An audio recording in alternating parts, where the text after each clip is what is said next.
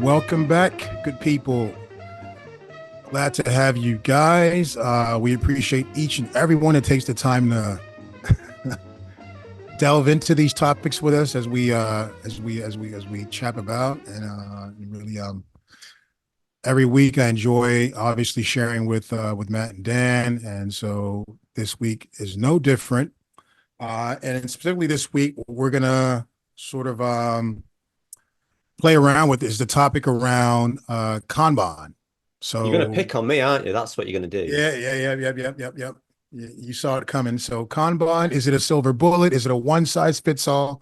And so for those viewers of ours, Kanban is a methodology, framework, mindset, born out of originated in Japan, populated by the Toyota production system. There's loads of literature on that. And so yeah, that's basically what we're going to talk about today, and we'll probably paraphrase some, sort of contrast with Scrum, which is another framework that's the most popular agile framework, if you will. And so Matt, you obviously are a Kanban connoisseur. I'll put it that way, right? I love If it. not to say Yeah. expert, right? And so, what is it about Kanban that that's and then how it's helped you and how it's helped obviously the value you create personally with clients wherever. What is it about it that sort of gets your juices going and gets you fired up? We see the twinkle in your eye. So Yeah. Oh, I love it. I love it. And it's funny. It's funny, isn't it? Because like Dan ribs me about this sometimes. And we have talked about, and Dan has mentioned this to me before in the past as well, that we have talked about approaches that are maybe too constrictive and put too many rules around things. Um, and then like we've been chatting off camera, off air about, yeah, but Matt, you always bang on about Kanban. So is this just your silver bullet?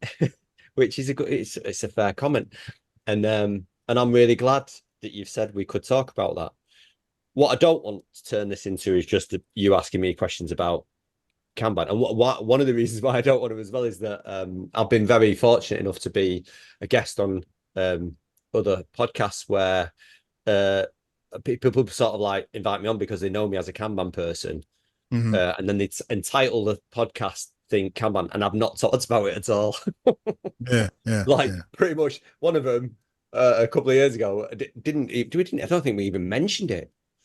I was talking about like weird things about like comedy and Sacha Baron Cohen and stuff like that, and I never got onto Kanban. And I think that's part of the point um, about it is that yes, you're right. I can't say that I don't like Kanban. My name is often associated with Kanban for those who know me, Mhm. um, and I do really really like it. Um, I think it's a lens. It's more of a lens that I view Mhm. that it's made sense to me, and I think like about what we're in 2024, so about 16 years ago, similar a chap who knew a lot about Kanban. Um, I I I started working at the same place as he was working, but I Mhm. think in more than Kanban, he was also very into systems thinking. Mhm. Um, and so he introduced me to this practice of Kanban when Kanban, and like you say, Sanjay, in the introduction there, a lot of people know Kanban from like Lean and from Toyota production systems, but Kanban for knowledge work is sort of, well, I suppose it's nuanced, but also you could say it's like slightly different, but you could also say it's very different because knowledge work is very different from manufacturing. Mhm. Um, anyway, this chap sort of introduced me to this knowledge work Kanban, and he was working in software delivery, and I was Mhm. not. I was working in IT operations. But he also introduced me to systems thinking.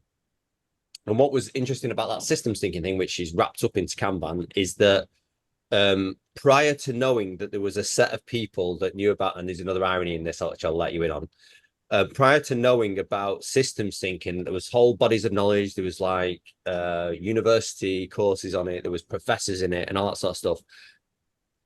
The way systems thinkers approach stuff, I thought that was only me, and I'm a bit of an arsehole for doing it. And then he let me in on this world, and I watched some videos, read some books, and I was like, other people think like this. Well, oh, I feel so much better now. Mm. I'm not the only person. And the thing is, like, there are other people who do systems thinking, and the person he introduced me to initially was like John Seddon, who does a lot of government. He'd done a lot of government work in the UK and stuff like that, and he was quite well known. But also, I suppose an element of a lot of systems thinking, sorry, are often viewed as sort of troublemakers. And I felt I was often viewed as a bit of a troublemaker, and because for just pointing out obvious things and elephants and stuff like, you know, in the room. And so it made me feel a lot better. And there's a lot of systems thinking in Kanban. And so it's a vocabulary that I'm really comfortable with. I'm really comfortable with. Yeah. Therefore, I use it. And so what I'd also, so it is my lens, and I get on with it. And then it helps me to explain, because it's also part of the agile vocabulary. It's not odd for me to explain to people who are looking for agility in that way. And that's why I use it a lot. It's just that it's one of the practices among many and varied practices that you can use. Yeah. And sometimes I'll say to people as well. So there's a chap that I know that a lot of people know, actually. A lot of people know him more than they would me. And there's a chap called Jem Jalal, but he's known as Jem Jelly nowadays. Brilliant communicator, brilliant advocate for Scrum. And sometimes to some people in some places I've said who know him, and are presented with me, I'll say like, I sort of say like, if you invited Jem in, or you could invite me in, you'd probably get the same result. You'd probably get the same engagement with your people. You'd probably get the same enthusiasm as a service. You'd probably get a similar sort of personality coming and helping your teams be okay with change. But my lens would be Kanban and his lens would be Scrum, because that's our most favorite. That's what we're comfortable, our vocabulary. And you could be comfortable with whichever one you want also. And so I think like you'll often say this, Sanjay, like there are different means to an end, but it's the end that's important. Yep. And so what I'd say is like, to me, it's not a silver bullet, it's a language, and it's a perspective. And then so what's nice about this, where when we first suggested it, it'd be like, Matt, why are you always banging on about that? What's interesting to it for me is that now that I've said that, and clearly my personality and what I'm about is so wrapped up in that, which is quite identifiable. I want to know what are your go-tos? How do you start engagements? I get people searching. We've said on previous ones, dancing with the system. I get people dancing with the systems, like Donella Meadows might say, by getting them engaged in this thing called flow. And Kanban's a great tool for flow. And I'm really into flow. And I'm into systems and all that sort of stuff. So I start them off with that. I want to know how you get people comfortable. What are your go-tos? Because once I've sort of said that sort of stuff, I'm happy for it to go anywhere. I'm happy for them to put what they want to do in. It's just a starting point for me. And probably because it's my lens. Say that again, sorry. Which is one of the principles of Kanban, is start where you are. Start where you are. Yeah. And so probably I just use it as a springboard.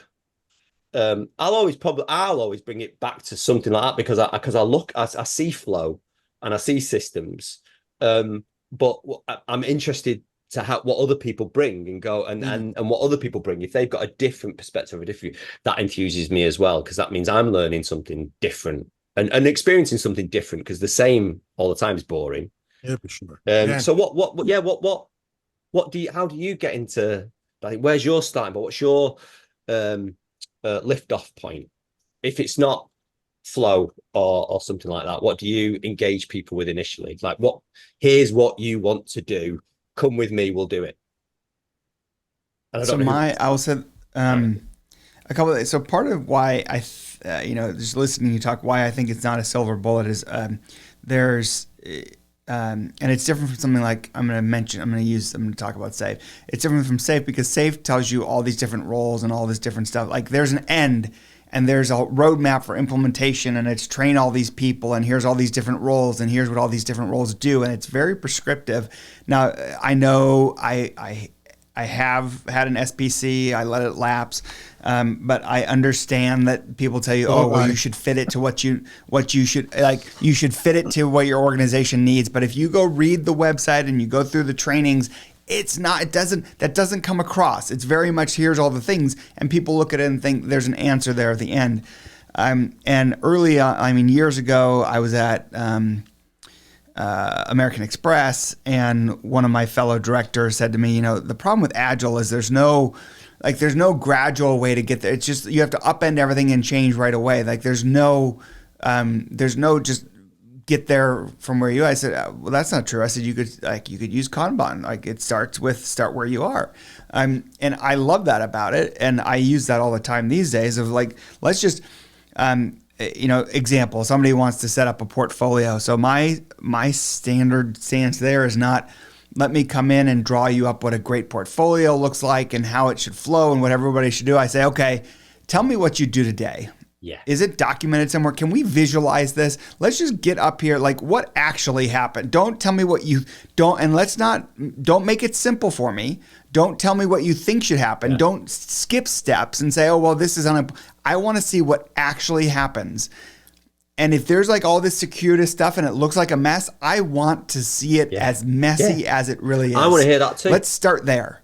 Because we can't actually start doing anything to change it until we understand what exists. So that's the start where you are for me.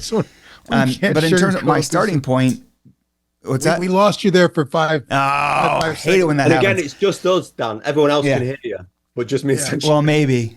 Yeah, if I have the audio here. So I think for me my starting point is to go in, and it's very much contracting these days. Contracting meaning like from a professional coaching contracting standpoint of like, okay, let's talk about what problem because where I start might be different. If their problem is, hey, this team isn't delivering, what I want, it might be a Kanban type flow exercise. If their issue is like this portfolio thing, like there's probably still some Kanban involved, but it might be more systems driven in terms of the human system. So like I look at what problem are they having? What problem is it that they're like, what do they want their world to look like? What does that look like? And then let's talk about how we're going to operate in that. My view has shifted very much recently. And so I tend to look at things very much from human systems because I think that those drive, ultimately, I believe that you can map like 90% of the dysfunctions happening to human systems issues. Like I believe that the work stuff is actually not that hard. You've got really smart people who know how to put their hands on keyboard and code. You have people that know all their things, but in everybody doing all their things, they're conflicting and they don't know how to resolve it. If you could fix that, like all that stuff kind of goes by the wayside.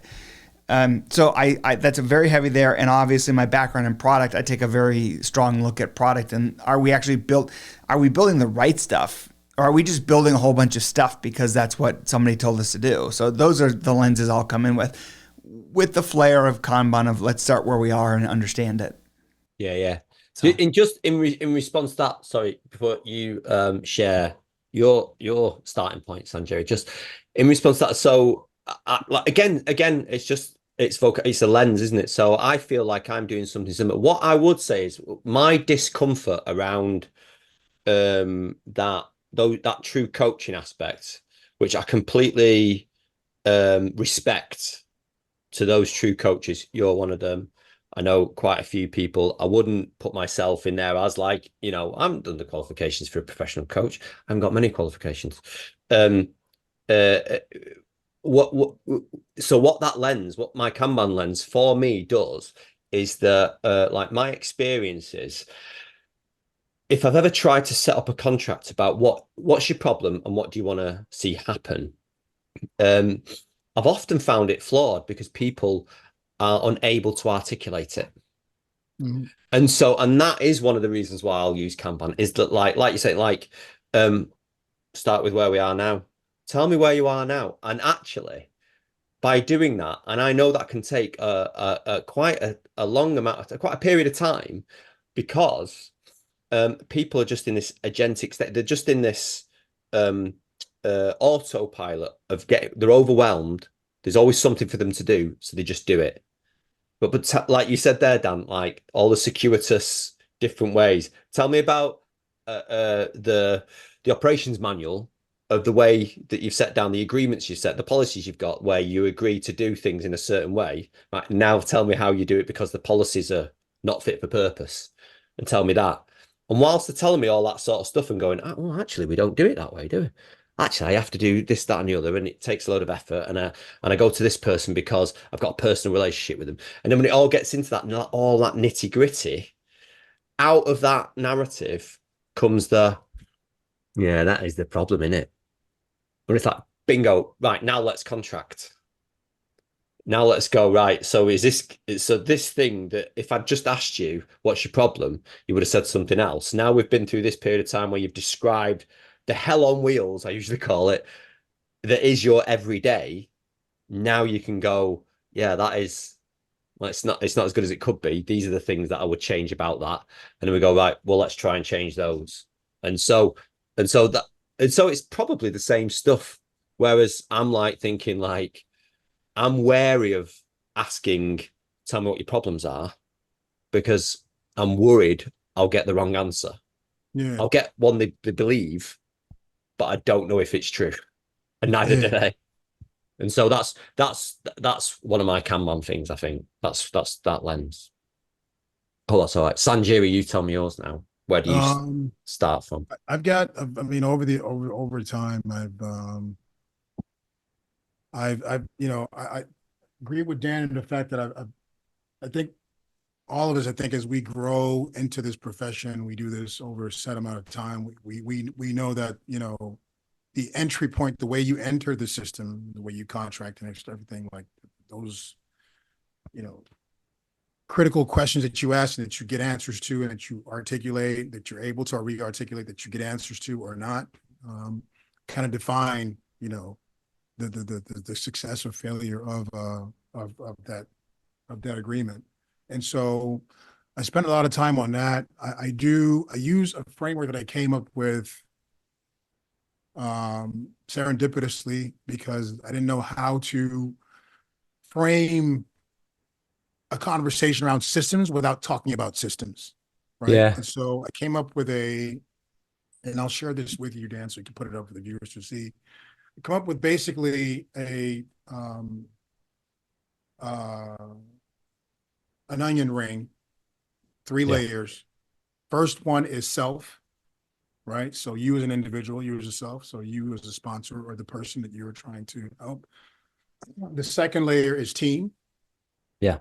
the group of people that you have interactions with on a daily basis too, because no one does anything alone. So there's obviously in some way, shape, or form, a team, whether it's a team of directors, a team of developers, a Kanban team, a Scrum team, a team of whatever, right? And then the third outer layer is the ecosystem. So that's everything else that's out there. So that's, maybe it's all of my other tech people, maybe it's product people, et cetera. And I try to just frame a question around how the person sees each one of those layers doing. How are you doing individually? Are there things that you want to work on? Are there things that you want to work on the team layer? Are there things that you want to work on the outer ecosystem layer part? Where are the challenges, right? And how are you navigating going from self to team, from team to ecosystem, from self to ecosystem, because we navigate all three of those layers multiple Yeah. times during the day, throughout the week, et cetera. And so that's been something that's really helped me visually help the person paint a picture of drawing out where the tension is, where the interactions are, what they would like to work on. And then that'll get us into process, roles and responsibilities, et cetera, et cetera. And I found that to be really enlightening in terms of helping people draw, map out whatever they want to draw, because it's basically an onion ring with 3 layers, right? And so, but yeah, How do that's you, something that's really helped me, and that I found quite useful and powerful, and even for myself, as I, Yeah. and how do you use that as opposed to, or why? I'm just curious why that versus like integral model, right? The me, internal, external, us, or I, we, it's, and thinking about it. So it's similar to what you're talking It's about, similar. right? It's There's similar. the Similar. me. Yeah. This one is just, I simplified it for me. Yeah. It was first, it was to help me just frame and then visually be able to re-articulate in a language that was simple enough for the other persons that I'm sitting across, whether it be the sponsor or the group of people I'm being introduced to understand, what I'm putting in each layer, right? What I mean by self. So when I talk about self-awareness, growth, as a leader, growth mindset, all these things. So there's a certain part of self that you have to work on to get to that. And if that's where we want to focus on, then obviously the contractualization is going to take place around really a lot of one-on-one time, et cetera. If it's around team and self, then, or just around team, then we're going to work on how those people that form that team interact.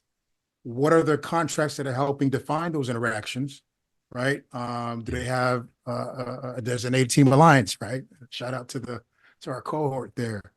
Do they have working agreements? Do they have, are they clear on roles and responsibilities? And so you can use a team canvas or any typical framework that you use to just help clarify, how teamwork is structured, et cetera. What are the, how do they, what are the artifacts that they use if it's a portfolio visually? And that's where the Kanban comes in. How do I visualize the work that we do? How do we visualize our work? How does that, where are the bottlenecks? Where are the sort of, where's the active time? Where's the wait time, right? Yeah. Where are we having trouble? And sometimes that could just be done through a retrospective. So that essential visual framework is just something to kickstart the conversation. And it essentially takes off on its own, because then, obviously you have all these different techniques, tools that we can use, but at least it gives us a sort of, what it does, at least for me, is that we've painted something with scribblings, jots, markers, whatever, that have shown different intentions, tensions, or things that we articulated on that day. Yeah. And when we look back at it as we progress, it reminds us back to, okay, are we focused on the right thing or whatever? And then we'll obviously that'll translate into something contractually. But yeah, it's very similar to what you were saying, Dan, in terms of just the need. It's the thing about like contracting that's very similar to like my lens and vocab is like in Kanban, it talks about making policies explicit, and the policies are how you're agreeing to do the thing. Again, it's like, but the policies are like strong beliefs loosely held. Like if you find out it's not working for you, you should change them. But whilst you've agreed that this is the policy, this is the contract, and you can change contracts as well, isn't it? It's like there is a bit of an ABC, isn't there? There's like always be contracting, which means that if it's not working for you, change it. And that's very much I think like Kanban policies, and the policies are the real thing, the things that really drive the behavioral change. And so again, I just think like how you're both describing what you're doing, I can definitely see the similarities. I'll tell you something though that I also want to share is like the pitfalls of what I do, and the some of the problems that I've come up against, is that like it feels to me like in one sense you're definitely like there's more that aspect of professional coaching in what you do, and I don't necessarily subscribe or feel I am a professional coach, and so then there's a upfront there is a real focus on the person holistically. I would say, like, I'm a caring person, so I do care about the person holistically, but I would say my approach just talks about work. And so I think like it might be implicit, I suppose, but because what my stance is that what I'm trying to help with is that part of you that's in work. I'm going to help work, and it will help you as a person, but let's just focus on this work. Mm-hmm. And so it talks about work. It talks about how we're going to treat work and how, as humans, we'll collaborate and come around work and agree to do the work. Right. I think there's an element of that. What doing that will help you with a massive part of your life, and it will have a positive impact on the rest of your life. But I'm not that worried about the rest of your ego or life or whatever. I mean, Right. I am personally, but this thing doesn't do that. So Okay. this is about work. We're here to work. Let's sort the work out. And, you know, as you sort of like Kanban coach, we'll sort the work out. We'll get it good. We'll make it humane. We'll give you time to be a person in it and outside of it. And then as Matt, I'm interested in a lot of it, but I'm not qualified. I'm only qualified to give my opinion on the rest of it and care about you. And so that I sort of disassociate myself from that, the agile coach as a life coach. Yeah, that's how Yeah. you set that barrier Yeah, kind of. and I sort of like separate myself from that. The other thing is, that when I'm talking about Kanban, well, if I'm like starting off as a Kanban person, holy moly, there are some people out there that I've come across have a really different view on what Kanban is. I don't mind that. I don't, because I think actually any tool that we use, your personality should shine through. And I'm often, when I'm teaching it, I'll say, you know, you'll see my personality shine through this. Bring yours to the class, and that is valid. Other Kanban teachers might teach you Kanban in a sort of a different way. But I have been, when I'm the Kanban coach to people, for people, people have gone like, that's not Kanban. And it's like, it is. Yeah. It doesn't have to be one thing. Yeah. And I suppose like maybe different from, I mean, you'll tell me like from your approaches, maybe different because I'm seeing it through that lens, and I don't think I can do it any other way. So it's like it might be a failing on my part. But it opens me up to that like I'll go, because I'm associating with what I do. Generally, it's sort of like me in a room, Matt coaching my personality. I choose Kanban. It's Kanban with my personality, but people will latch on to the Kanban aspect, not the Matt aspect, and go, yeah, that's not Kanban. And they'll give a really simplified view of Kanban and what it should do and go, nah, this, and this. And it's like, oh, no, Kanban's like loads of stuff. Like everything's loads of stuff. But that can, you know, I suppose that can trip me up. And it might be self-limiting, I suppose. Let me Okay, so respond to something you said, and also I'll do it as sort of my wrap up too. So when you talked about like I'm focused on work, not all this other stuff. When I don't think professional coaching is necessarily about talking about the other stuff, but I do think it's a like I go back to, I showed it in a previous episode that I use it a lot. It's my slow as smooth and smooth as fast, is that Susan David says, in talking about people saying that they don't want to feel uncomfortable, et cetera, and they don't want to have these. Yeah. She says, "Oh, I understand you have dead people's goals." Well, it's not like you cross the threshold of work and you become like you are still a human. You still have emotions. Yeah. You still like all that stuff at home. You can't be like, oh, I'm going to help work, Matt, but not personal, Matt. Like, if I'm going to help you, I'm going to help you. And like the way that you're coping with things that are happening outside the office are impacting how you're showing up here. Maybe there's a need to think about like, hey, what do I care about? Like, what can I, like, if I'm upset that, everything's raining down on me from on high and God, life really sucks. Like, well, what are you here for?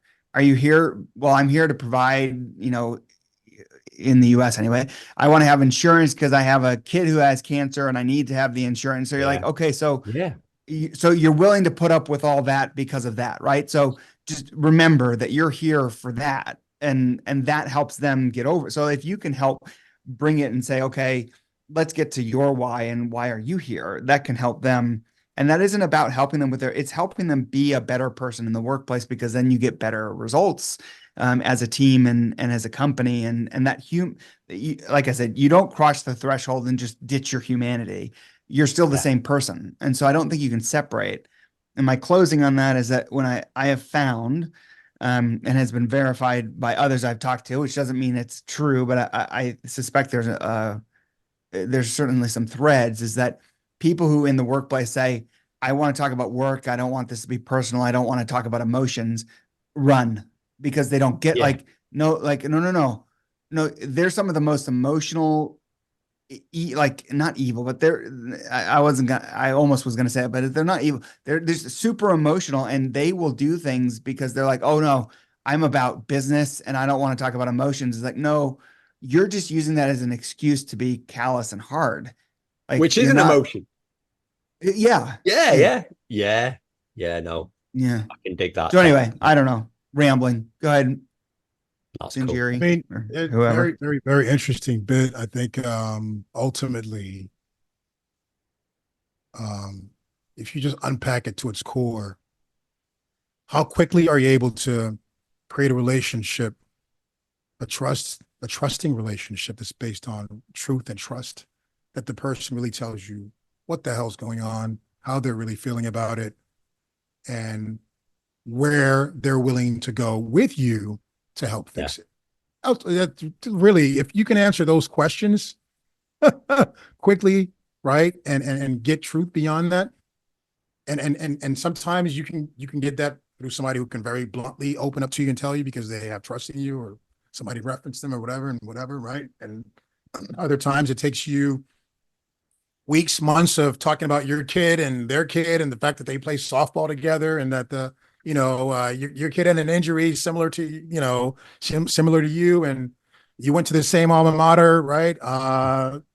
So like, again, it's really whatever it is out of your personality with that personality of the other person or the group of people that helps you break that ice, take off those masks, and really get to the icky stuff, right? Of like where the issues are, what we're really trying to achieve, what your agenda or my agenda is, et cetera.